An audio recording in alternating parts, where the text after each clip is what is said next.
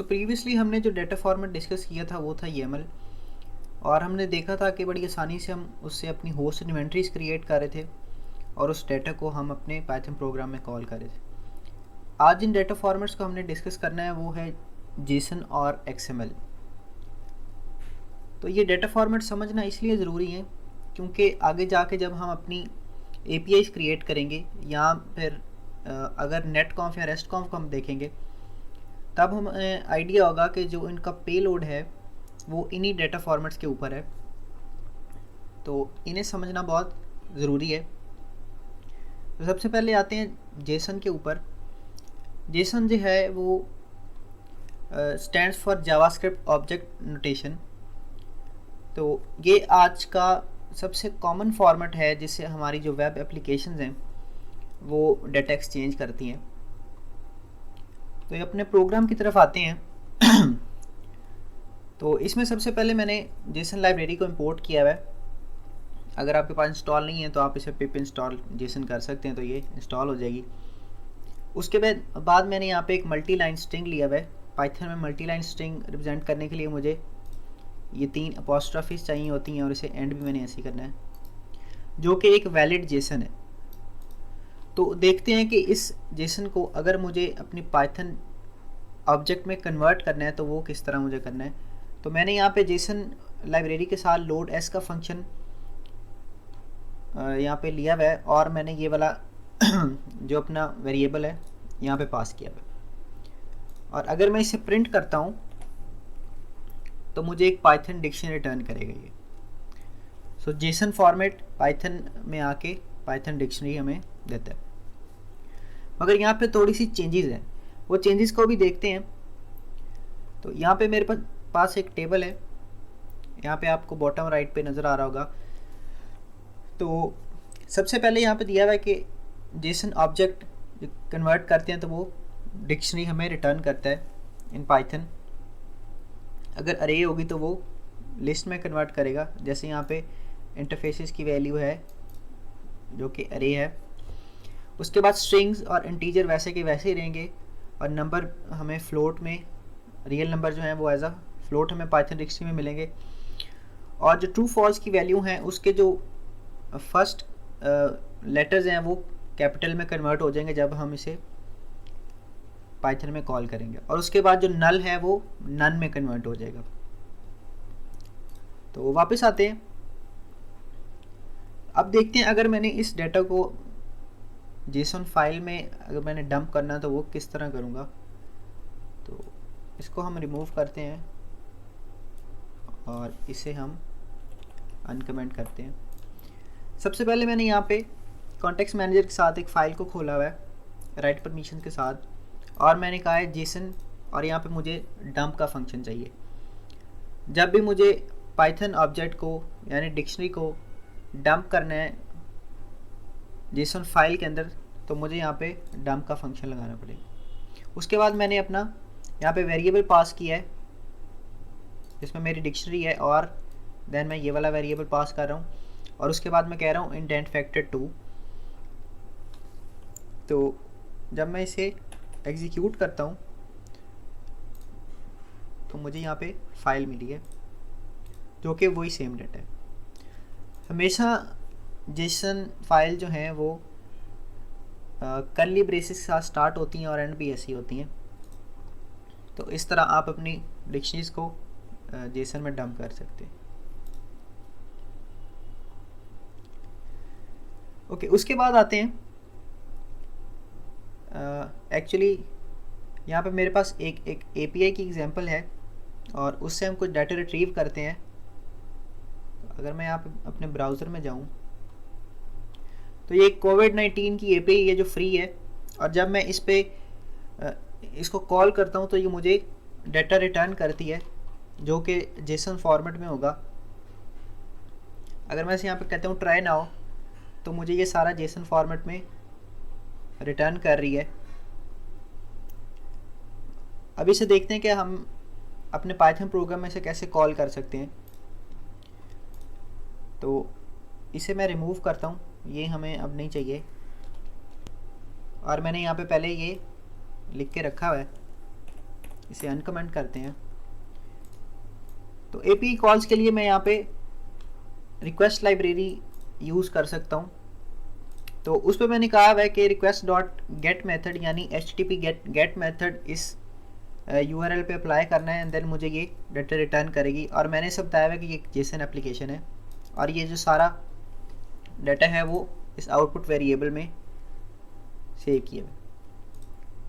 Then मैं एक file create कर रहा हूँ covid19.json के नाम से विद राइट परमिशन और मैं उसे डंप कर रहा हूँ। तो इसे एग्जीक्यूट करते हैं। तो ये मुझे यहाँ पे फाइल मिल गई है और इसमें सारा वही वाला डाटा है जो हमें अपने ब्राउज़र में मिल रहा था यहाँ पे। तो वापस आते हैं।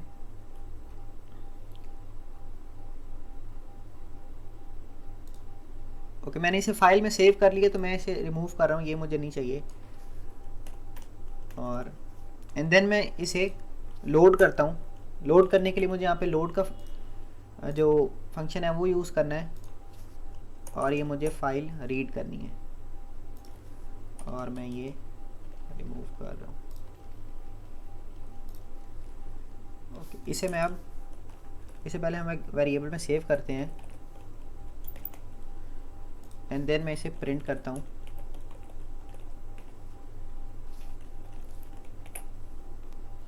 तो मैंने जैसे ही इसे प्रिंट किया तो मुझे एक पाइथन डिक्शनरी उसने रिटर्न की है। तो for the sake of practice हम इसे थोड़ा सा पार्स करके देखते हैं कि हम किस तरह, बिल्कुल वैसे ही हम पार्स करेंगे जैसे हम कोई भी पाइथन डिक्शनरी को पार्स करते हैं। तो एक्चुअली हम इसे स्प्लिट कर लें ताकि हम नज़र आ सके। तो सबसे पहले देखते हैं फाइल को। तो ये जो है वो कर्ली ब्रेसेस साथ ही स्टार्ट हो रही है जैसे हमने पहले फाइल में देखा था जेसन को। तो सबसे पहले यहाँ पे ग्लोबल की है और इसमें छोटी सी समरी है और अगेन हमारे पास कंट्रीज़ की है जिसमें कंट्री वाइज इन्होंने कोई डाटा दिया हुआ है। तो एक्चुअली अगर मैं यहाँ पे देखूँ कंट्रीज़ की जो की है उसकी वैल्यू एक लिस्ट है। तो मैं इसके ऊपर इटरेट कर सकता हूँ। तो मैं कहता हूँ फॉर n in आउटपुट और मैं कहता हूँ कि मुझे सिर्फ कंट्री जो की है उसकी वैल्यू चाहिए। तो मैं यहाँ पे की देता हूँ और हम इसे प्रिंट करते हैं।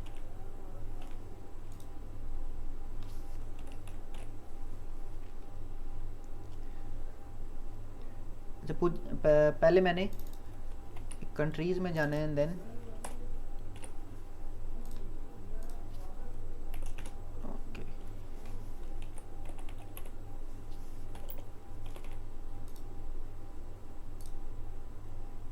तो मुझे इसने सारी कंट्रीज़ यहाँ पे प्रिंट कर दी हैं जो कि कोविड-19 से इफ़ेक्टेड हैं। और इसके बाद देखते हैं अगर मुझे कोई यहाँ पे सबसे पहले हम अपनी पाकिस्तान को सर्च करते हैं। तो मुझे पता है कि पाकिस्तान इस लिस्ट में है। तो ये पाकिस्तान के डाटा, अगर मुझे इससे कोई इन्फॉर्मेशन रिट्रीव करनी है तो उसे भी पार्स आउट करके देखते हैं। तो मैं कह सकता हूँ सबसे पहले मुझे फाइंड करनी पड़ेगी। यहाँ पे हम फ़िलहाल इफ़ स्टेटमेंट लगाते हैं और अपने पाकिस्तान को फाइंड करते हैं। तो मैं कहता हूँ if n country is equal to Pakistan तो प्रिंट कर देगी मुझे ये वाला वेरिएबल।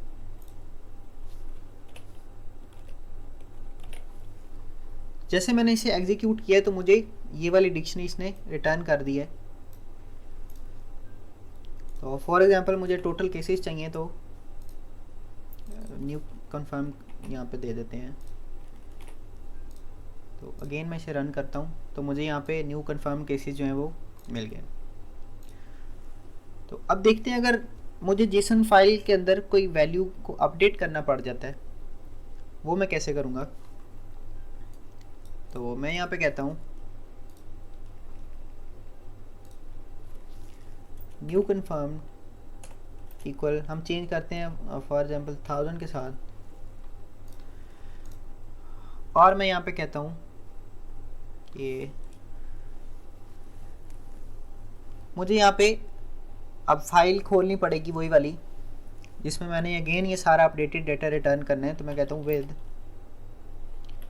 ओपन, तो वही वाली मैं फ़ाइल अगेन खोलता हूँ और मुझे ये राइट परमिशन के साथ खोलनी है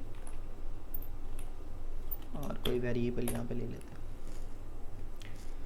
एंड देन मैं कहता हूँ जेसन डॉट डम्प, तो मुझे अपना वेरिएबल यहाँ पे देना है आउटपुट का, और मेरा ये वाला वेरिएबल आ जाएगा और अगेन मैंने इसे इंडेंट करना है। इसे रन करते हैं।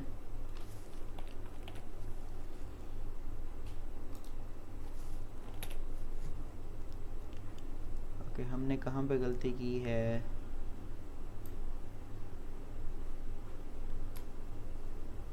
अनमैच सिंटेक्स,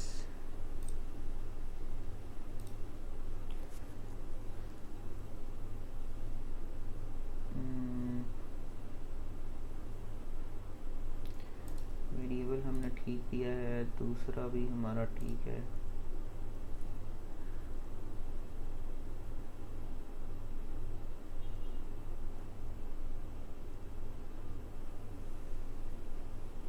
सिंटेक्स तो हमारा ठीक है। ओके, तो अगेन मैं यहाँ पे पाकिस्तान को सर्च करता हूँ और देखते हैं कि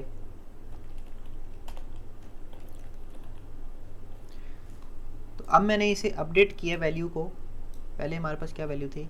ओके, मैंने वो रिमूव कर दिया। बहरहाल चेंज थी 1079 थी आई थिंक, तो मैंने यहाँ पे इसे 100 किया है, तो इसने मुझे वैल्यू अपडेट की। तो इस तरह से आप जेसन फाइल्स को पार्स आउट कर सकते हैं और इन्हें अपडेट कर सकते हैं। तो नेक्स्ट पार्ट में हम देखते हैं, जेसन के लिए फ़िलहाल इतना आई थिंक काफ़ी है। तो नेक्स्ट पार्ट में हम देखते हैं कि XML डाटा फॉर्मेट का जो स्ट्रक्चर है वो क्या है, और उसे भी थोड़ा बहुत पार्स आउट हम करके देखेंगे।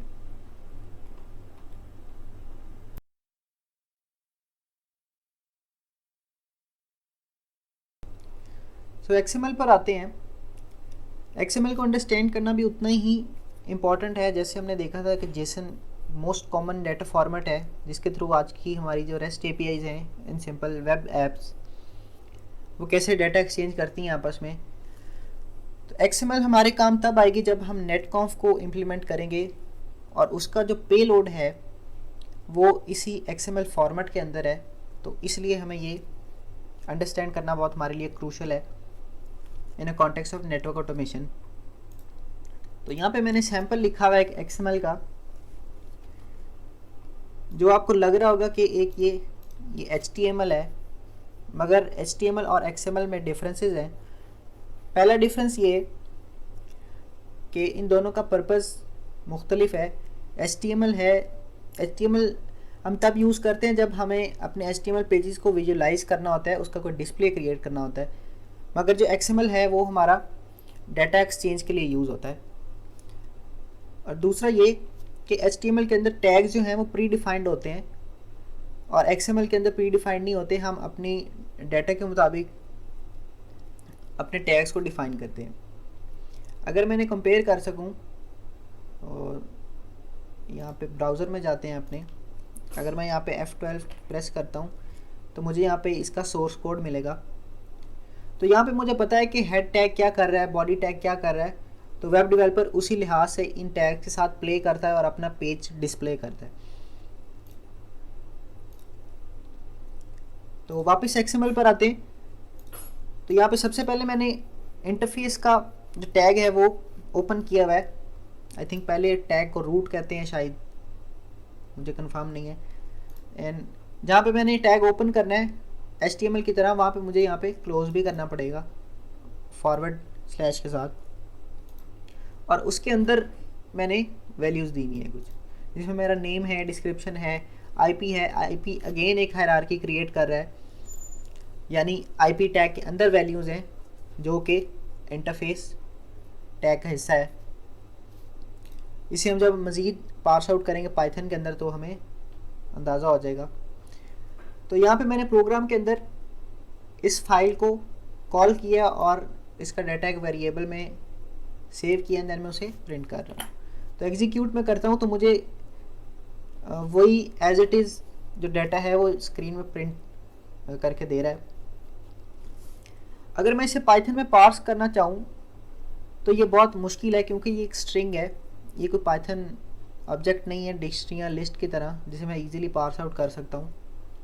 तो मुझे कोई ना कोई एक्सप्रेशन यहाँ पे डिफाइन करने पड़ेंगे अगर मुझे ये इसके साथ वर्क करना है। तो इसको इजी करने के लिए यहाँ पे मैं एक लाइब्रेरी इंपोर्ट कर रहा हूँ XML टू डिक्ट के नेम से, और इसको हम अपने डेटा पे अप्लाई करते हैं। मैं कहता हूँ आउटपुट, और यहाँ पे हमारी XML टू डिक्ट, और मुझे यहाँ से पार्स फंक्शन चाहिए और मैं अपना वेरिएबल दे रहा हूँ, और अगेन मैं इसे प्रिंट करता हूँ।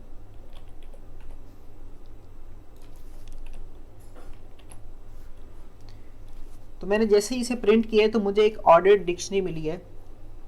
जिन्हें नहीं पता पाइथन में ऑर्डर्ड डिक्शनरी क्या होती है, डिफरेंस सिर्फ इतना है कि जो कीज़ हैं नॉर्मल डिक्शनरी में उनकी प्लेसमेंट जो है वो चेंज होती रहती है, ऑर्डर डिक्शनरी में प्लेसमेंट वही रहती है। तो इसे मैं बड़ी इजीली पार्स कर सकता हूँ। फॉर एग्जांपल मुझे पता है पहली की मेरी इंटरफेस है, एंड देन अगर मुझे फॉर एग्जांपल डिस्क्रिप्शन चाहिए तो मैं यहाँ पे डिस्क्रिप्शन की देता हूँ, तो मुझे मेरी डिस्क्रिप्शन मिल गई है जो कि सम डिस्क्रिप्शन के यहाँ नाम से दी हुई है मैंने। और ओके, ये तो हमने रीड कर लिया, XML को रीड कैसे करना है, और इसे हमने डिक्शनरी में रिटर्न भी कर लिया। अब देखते हैं कि अगर मुझे पाइथन के थ्रू अपनी XML फाइल बनानी पड़ जाए या पेलोड बनाना पड़ जाए तो वो किस तरह बनाना है। तो ये मुझे अब नहीं चाहिए। यहाँ पे मैंने नीचे प्रोग्राम लिखा हुआ है,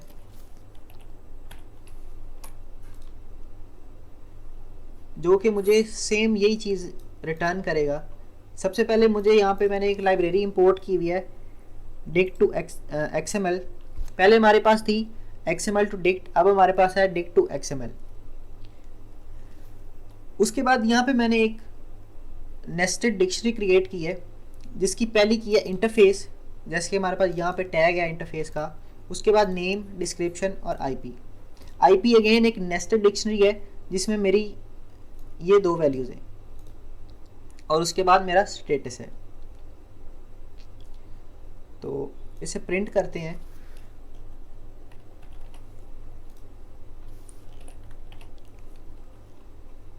तो जैसे ही मैंने इस डाटा को प्रिंट किया है तो मुझे इसने वही XML रिटर्न करके दे दी। तो इस लाइब्रेरी के थ्रू मैं बड़ी आसानी से अपनी डिक्शनरीज को यानी पाइथन ऑब्जेक्ट्स को इनटू XML में कन्वर्ट कर सकता हूँ। तो यहाँ पे आगे मैंने जाके सिर्फ अपनी यही वाला डाटा डंप किया हुआ है फाइल में। तो अगर मैं इसे रिमूव करता हूँ इस सारे को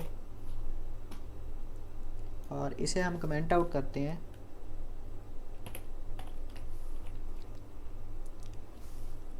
तो अगेन मैं इसे एग्जीक्यूट करता हूँ। नाम मेरा चेंज है फाइल का, ओके। तो मुझे उसने वही वाला डाटा यहाँ पे क्रिएट करके दे दिया। तो इसी तरह इन दो डिक्शनरी को यूज़ करते हुए मैं XML पेलोड बना भी सकता हूँ और किसी फाइल से लोड भी कर सकता हूँ। तो बड़ा इजी हो जाता है इसके थ्रू। तो इसे पार्स करना वैसे ही है जैसे हमने प्रीवियसली डिक्शनरीज को हम देख रहे थे कि कीज़ के थ्रू और लूप्स के थ्रू हम अरेज में जा रहे थे। तो जब नेटकॉन्फ पर बात आएगी तो हमें यही सेम प्रोसेस करना पड़ेगा और यही लाइब्रेरी यूज़ करनी पड़ेगी। तो इंशाल्लाह आगे हम जब कोर्स में जाएंगे तो इनके साथ और वर्कआउट करेंगे और मज़ीद चीज़ें जब कम्प्लेक्स होंगी तो देखेंगे हमें क्या करने की ज़रूरत पड़ती है। तो इंशाल्लाह हम अगली वीडियो में मिलेंगे, तब तक के लिए अल्लाह हाफ़िज़।